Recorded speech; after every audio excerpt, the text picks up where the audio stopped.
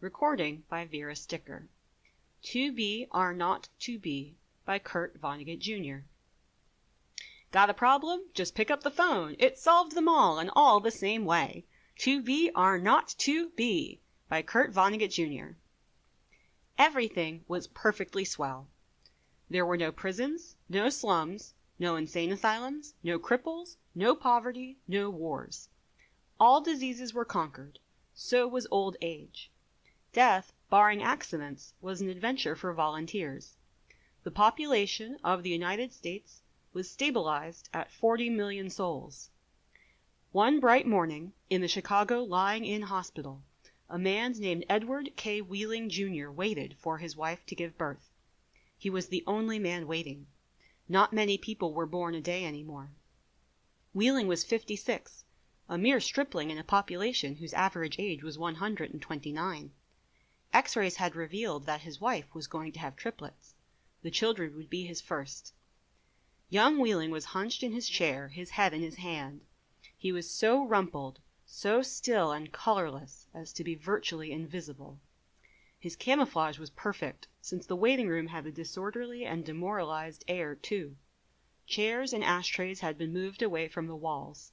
The floor was paved with spattered drop cloths. The room was being redecorated. It was being redecorated as a memorial to a man who had volunteered to die. A sardonic old man, about 200 years old, sat on a stepladder, painting a mural he did not like. Back in the days when people aged visibly, his age would have been guessed at 35 or so. Aging had touched him that much before the cure for aging was found. The mural he was working on depicted a very neat garden. Men and women in white, doctors and nurses, turned the soil, planted seedlings, sprayed bugs, spread fertilizer. Men and women in purple uniforms pulled up weeds, cut down plants that were old and sickly, raked leaves, carried refuse to trash burners. Never, never, never, not even in medieval Holland, nor old Japan, had a garden been more formal, been better tended. Every plant had all the loam, light, water, air, and nourishment it could use. A hospital orderly came down the corridor, singing under his breath a popular song. If you don't like my kisses, honey, here's what I will do. I'll go see a girl in purple, kiss the sad world toodaloo. If you don't want my lovin', why should I take up all this space? I'll get off this old planet, let some sweet baby have my place. The orderly looked in at the mural and the muralist. Looks so real, he said. I can practically imagine I'm standing in the middle of it. What makes you think you're not in it? Said the painter. He gave a satiric smile. It's called the Happy Garden of Life, you know. That's good of Dr. Hitz, said the orderly. He was referring to one of the male figures in white, whose head was a portrait of Dr. Benjamin Hitz, the hospital's chief obstetrician. Hitz was a blindingly handsome man. Lots of faces still to fill in, said the orderly. He meant that the faces of many of the figures in the mural were still blank. All blanks were to be filled with portraits of important people on either the hospital staff or from the Chicago office of the Federal Bureau of Termination. Must be nice to be able to make pictures that look like something, said the orderly. The painter's face curdled with scorn. You think I'm proud of this daub? He said. You think this is my idea of what life really looks like? What's your idea of what life looks like? Said the orderly. The painter gestured at a foul drop cloth. There's a good picture of it, he said. Frame that, and you'll have a picture a damn sight more honest than this one. You're a gloomy old duck, aren't you? Said the orderly. Is that a crime? Said the painter. The orderly shrugged. If you don't like it here, Grandpa, he said, and he finished the thought with the trick telephone number that people who didn't want to live anymore were supposed to call. The 0 in the telephone number he pronounced naught. The number was 2BR02B. It was the telephone number of an institution whose fanciful sobriquets included Automat, Birdland, Cannery, Catbox, Delouser, Easy Go, Goodbye Mother, Happy Hooligan, Kiss Me Quick, Lucky Pierre, Sheep Dip, Wearing Blender, Weep No More, and Why Worry. To be or not to be was the telephone number of the municipal gas chambers of the Federal Bureau of Termination. The painter thumbed his nose at the orderly. When I decide to go, he said, it won't be at the Sheep Dip. A do-it-yourselfer, eh? Said the orderly. Messy business, Grandpa. Why don't you have a little consideration for the people who have to clean up after you? The painter expressed, with an obscenity, his lack of concern for the tribulations of his survivors. "The world could do with a good deal more mess, if you ask me," he said. The orderly laughed and moved on. Wheeling, the waiting father, mumbled something without raising his head, and then he fell silent again. A coarse, formidable woman strode into the waiting room on spike heels. Her shoes, stockings, trench coat, bag, and overseas cap were all purple, the purple the painter called the color of grapes on Judgment Day. The medallion on her purple musette bag was the seal of the Service Division of the Federal Bureau of Termination, an eagle perched on a turnstile. The woman had a lot of facial hair, an unmistakable mustache, in fact. A curious thing about gas chamber hostesses was that, no matter how lovely and feminine they were when recruited, they all sprouted mustaches within 5 years or so. "Is this where I'm supposed to come?" she said to the painter. "A lot would depend on what your business was," he said. "You aren't about to have a baby, are you?" "They told me I was supposed to pose for some picture," she said. "My name's Leora Duncan." She waited.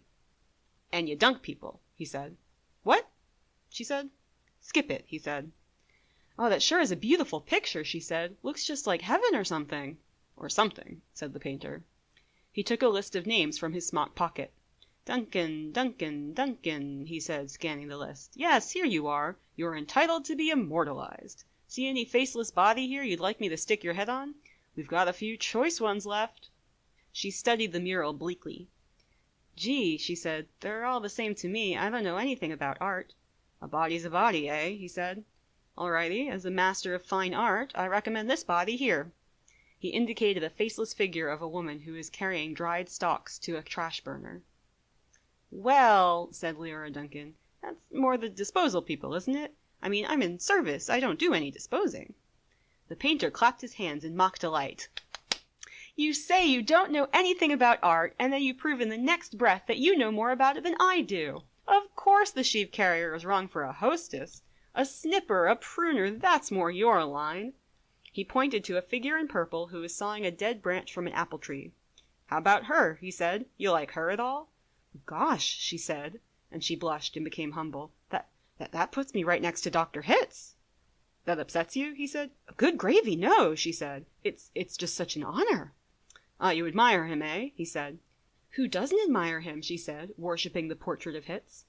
It was the portrait of a tanned, white-haired, omnipotent Zeus, 240 years old. "Who doesn't admire him?" she said again. "He was responsible for setting up the very first gas chamber in Chicago." "Nothing would please me more," said the painter, "than to put you next to him for all time. Sawing off a limb, that strikes you as appropriate?" "That is kind of like what I do," she said. She was demure about what she did. What she did was make people comfortable while she killed them. And while Leora Duncan was posing for her portrait, into the waiting room bounded Dr. Hitz himself.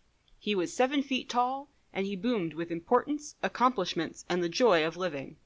"Well, Miss Duncan," he said, and he made a joke. "What are you doing here?" he said. "This isn't where the people leave. This is where they come in." "We're going to be in the same picture together," she said shyly. "Good," said Dr. Hitz heartily. "And say, isn't that some picture?" "I sure am honored to be in it with you," she said. "Let me tell you," he said, "I'm honored to be in it with you. Without women like you, this wonderful world we've got wouldn't be possible." He saluted her and moved toward the door that led to the delivery rooms. "Guess what was just born," he said. "I can't," she said. "Triplets," he said. "Triplets," she said. She was exclaiming over the legal implication of triplets. The law said that no newborn child could survive unless the parents of the child could find someone who would volunteer to die. Triplets, if they were all to live, called for 3 volunteers. "Do the parents have 3 volunteers?" said Leora Duncan. "Last I heard," said Dr. Hitz, "they had 1, and were trying to scrape another 2 up." "Oh, I don't think they made it," she said. "Nobody made 3 appointments with us. Nothing but singles going through today, unless somebody called in after I left. What's the name?" "Wheeling," said the waiting father, sitting up, red-eyed and frowsy. "Edward K. Wheeling, Jr. is the name of the happy father-to-be." He raised his right hand, looked at a spot on the wall, and gave a hoarsely wretched chuckle. "Present," he said. "Oh, Mr. Wheeling," said Dr. Hitz. "I didn't see you." "The Invisible Man," said Wheeling. "They just phoned me that your triplets have been born," said Dr. Hitz. "They're all fine, and so is the mother. I'm on my way in to see them now." "Hooray," said Wheeling emptily. "You don't sound very happy," said Dr. Hitz. "What man in my shoes wouldn't be happy?" said Wheeling. He gestured with his hands to symbolize carefree simplicity. "All I have to do is pick out which one of the triplets is going to live, then deliver my maternal grandfather to the happy hooligan, and come back here with a receipt." Dr. Hitz became rather severe with Wheeling, towered over him. "You don't believe in population control, Mr. Wheeling?" he said. "I think it's perfectly keen," said Wheeling tautly. "Would you like to go back to the good old days when the population of Earth was 20 billion, about to become 40 billion, then 80 billion, then 160 billion? Do you know what a druplet is, Mr. Wheeling?" said Hitz. "Nope," said Wheeling sulkily. "A druplet, Mr. Wheeling, is one of the little knobs, one of the little pulpy grains of a blackberry," said Dr. Hitz. "Without population control, human beings would now be packed on the surface of this old planet like druplets on a blackberry. Think of it!"